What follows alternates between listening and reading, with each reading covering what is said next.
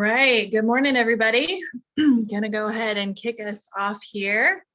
Happy Monday. Welcome to the National Sales Training Call. I'm following pretty good company here. If you missed Edward Pritchett last week on the National Sales Call, he did an incredible job.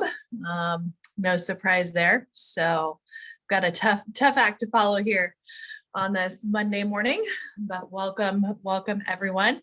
My name is Summer Friesen. I am an agency owner here and direct to Ashley Tarr, part of the Danny Young hierarchy. Super grateful to be so, and happy to be with you all this morning. I live in Nashville, Tennessee, with my husband and our two boys. So never a dull moment here. And it's quiet in these parts because my kids are at school. So excited to be on with you all this morning. And again, if you missed last week's call from Edward, talking about no time like scheduled time, that's a great one to go back and re-listen to. And I'm gonna kind of piggyback off of some of the things that Edward talked about here. And the title of the call today is Failure to Plan is Planning to Fail. I'm sure some of you have heard a quote similar to that at some point. As I was looking at it, it's attributed to a couple different people: Benjamin Franklin, Winston Churchill, couple different people that they're not quite certain. Either way, that if you fail to plan, you plan to fail. And I am certainly a believer in that statement, because what I have found in business and life is that success does not happen by accident, right? Success does not happen by accident. And if you're around here very long, you will realize that. And the people that you hear on these calls, the people that you see that are really finding success in this business, is that none of those people are succeeding just by happenstance or by chance or by luck or even by sheer talent. To be honest with you, that can get you so far, but really it takes some intentionality, and it takes planning, knowing where you're headed, and knowing how to get there, right? Having clarity on how to get there. So the first way to kind of start by gaining that traction is really having a mindset and having the vision towards it. If we don't have a strong why and a vision for the future, we are going to be in a constant state of really just reactivity and just running around. How many of you, as you think about it, have been in that state, right? Part of me was even in that state this morning, to be honest with you. And if you're just running in circles, you're not actually going to be running towards anything. If you think about it with our clients in the home, one of the main things that we need to establish with them is a strong why, right? We're trying to establish a strong why for our clients. And the reality is sometimes we're trying to do that for our clients and we miss the boat on doing that for ourselves. So we have to make sure to have a strong why for ourselves. Why do we need a strong why? Because success in this business and in life is not linear, right? It's often not just a steady upwards trajectory. It oftentimes has an ebb and flow. It goes up and down.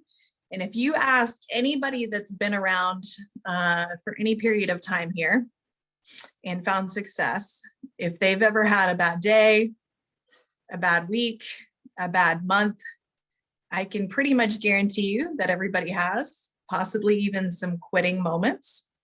And so it's important that we have a strong enough why that we can hold on to that when we have those moments, or just when we're simply working through the mundane activity. Not everything that we do here is glamorous, as you've probably found out, whether you've been here for 5 years or 5 minutes. And we have to anticipate that there are going to be roadblocks. There's going to be failures. There's going to be challenges. There are going to be unpredictabilities in this business. And this is a people business. And because it's a people business, we can't control other people, right? We can't control ultimately whether or not somebody picks up the phone when we dial. We can't control whether or not they show up for their appointment. We can't control if we're in leadership. We can't control agents that we work with. And we have to anticipate the discomfort of change and focus on personal development. The who you are that got you to where you are today is going to have to evolve and grow to get you where you want to be in the future. So personal development and having a vision for the future is key. Now, once we have that vision for the future and we have the direction that we're wanting to go, there is oftentimes still a gap between planning and actually doing. Why is that? Right? As humans in psychology, why is there a gap oftentimes between planning and actually doing? We can plan to get up early, right, in the morning, maybe to work out. We can even set our alarm to get up early. But what happens when the time comes and then we hit the snooze button, right? We opt for the comfort and the warmth and the safety and security of our warm, cozy beds. And our discipline for our future self has to be set up to be stronger than that warmth of staying under the covers, right? If you've ever read or listened to Mel Robbins, she talks about the 5-second rule. And she talks about the decisions that we make today have future consequences, right? And she talks about really that gap between planning and actually doing. And if you've heard Brian Williamson or giant language, it's oftentimes phrased as the know yourself to lead yourself, right? So if I know that I'm not a morning person, I also know that I don't love running, particularly in the mornings. Like you have to sometimes do things to set yourself up for success. So put your running shoes right by your bed. Have your clothes already laid out. Have somebody that you're meeting to go running. That's going to add another layer of accountability, right? So you have to know yourself to lead yourself.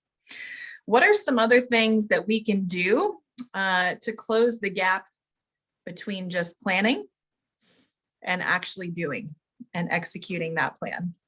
The first thing that I want to touch on is really just accountability and association. And none of these things are going to be new things if you're familiar with the 4 keys to a successful week, but I want to just unpack them a little bit because the longer I've been in this business, the more important it is really just to go back to the basics of what gains success here and what gains traction and discipline and what closes that gap between planning and doing.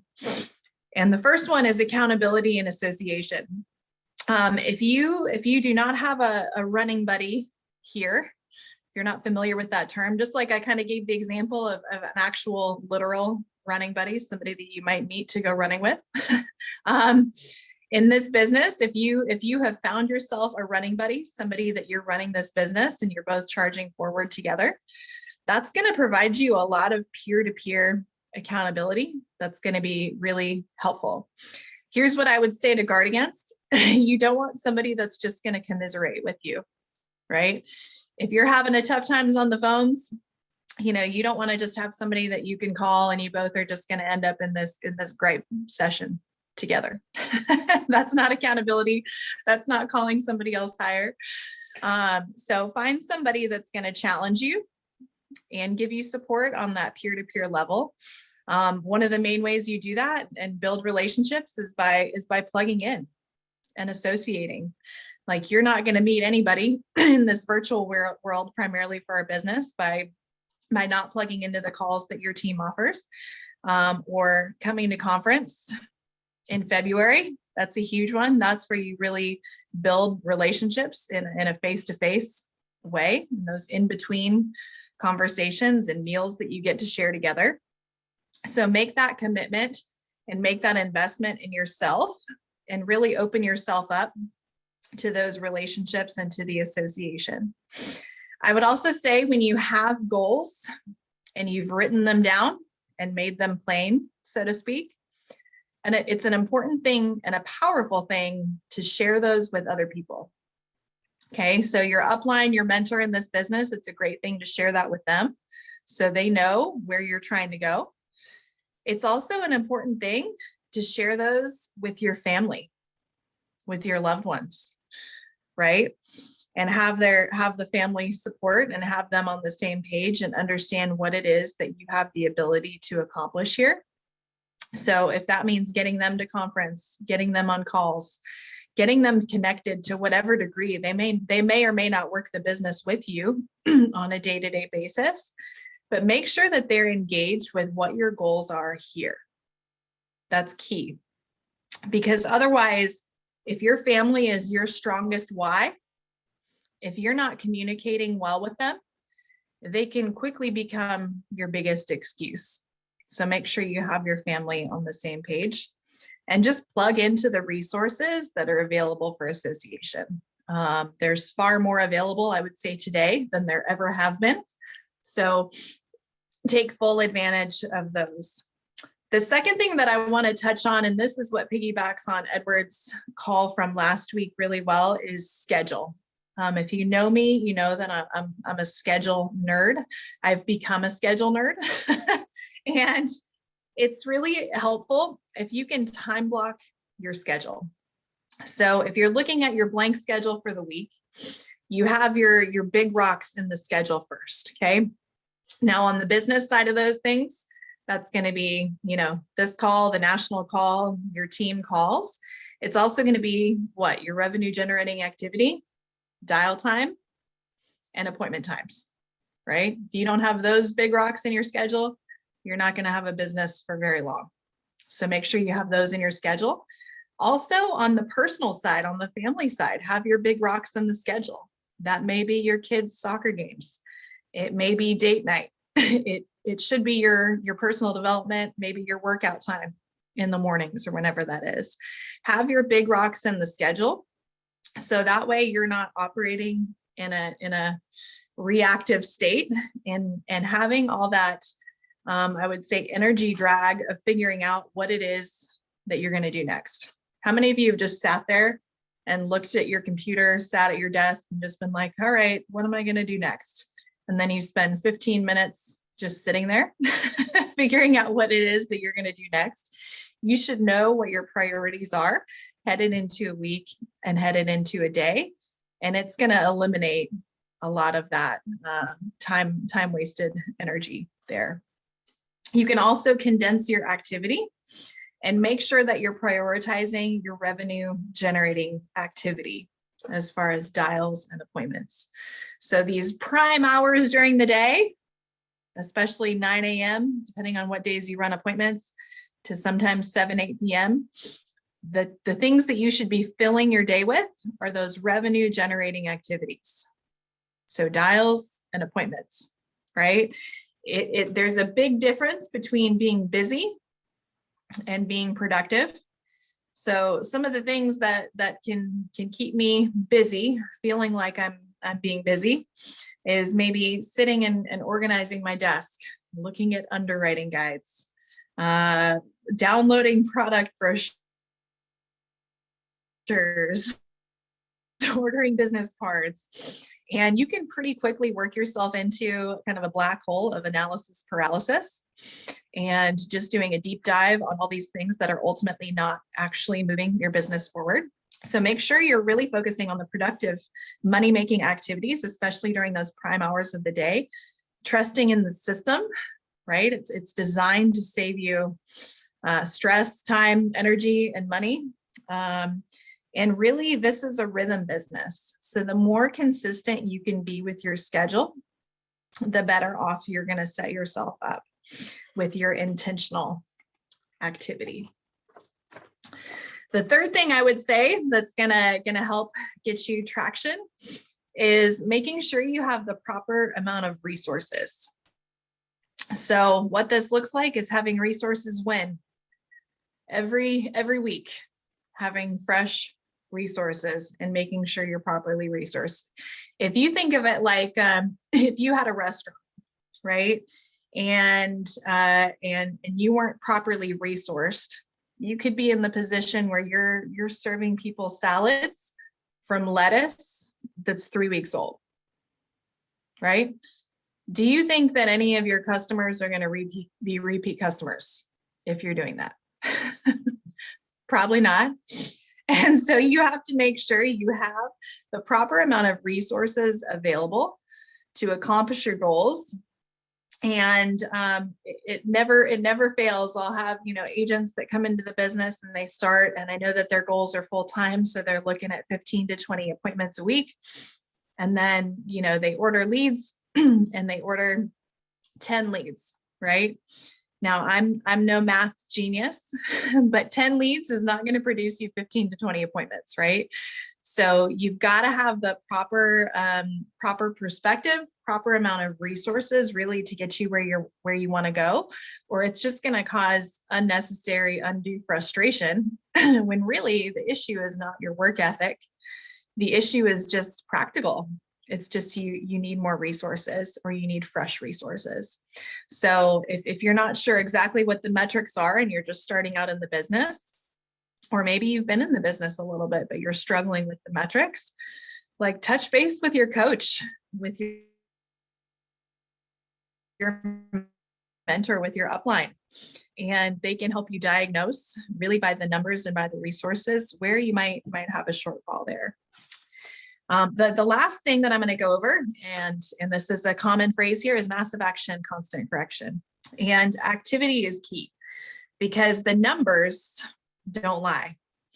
They're going to tell us a story. Our emotions are also going to tell us a story. And while our emotions are certainly valid, right? They're a valid thing. They don't always tell us the truth.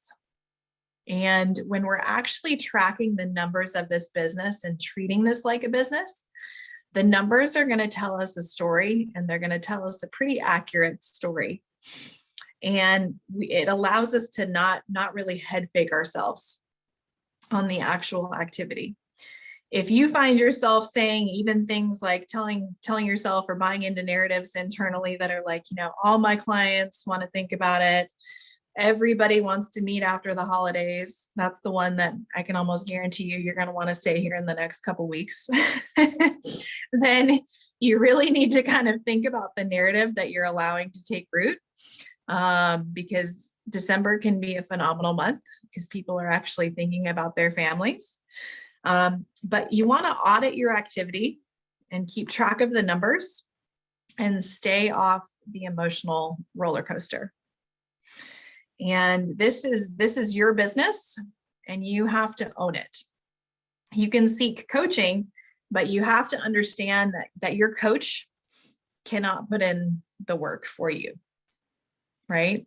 If there's no activity for us to actually coach, it's a tough spot to be in. So it's your job to own the activity piece of it, because we cannot own that for you. Nobody can own that for me. Nobody can own that for any of my people, and nobody can own that for you. You alone can own that. My biggest, I guess, challenge this time of year in particularly would just be to not let yourself off the hook. I would say I let myself off the hook in all of these particular areas at different points throughout the business. So I'm speaking to myself here, but I would say particularly around the holidays, it can be really easy to let ourselves off the hook. And I would say that time freedom here is earned. Okay. And believe me, I have young kids. This is an incredibly special time of year. My family is a priority, 100%. And family time is important. You just need to plan for it. You need to plan for it and be proactive with it. And really, I was here at a time where we were physically meeting with our families all in person.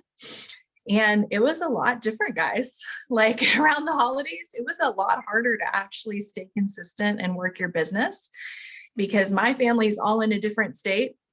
And so if we were traveling, it's really hard to stay on the ball. And unless I was going to buy leads in that state and go run appointments and spend a lot of time driving around, that was going to be a difficult thing to do.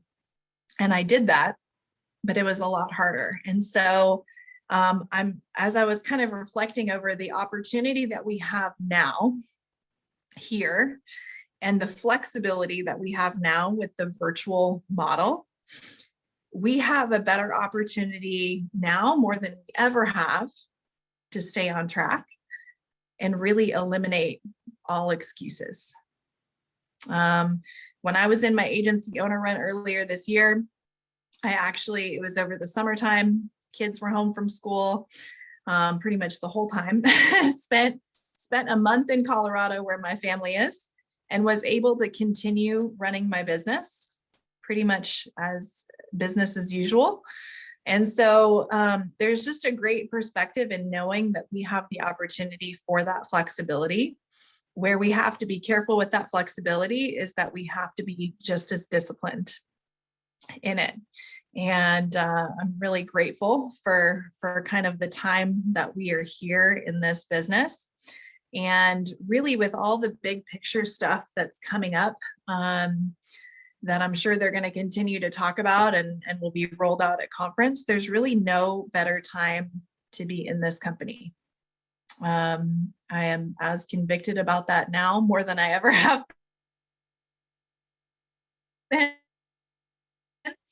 And we have to have a sense of urgency to impact our clients, our own families, and really chase after the goals and the opportunity that we have here to plant our flags and to really build something. So don't let the remainder of 2021 just be wasted and kind of drift on by as we look towards the next year.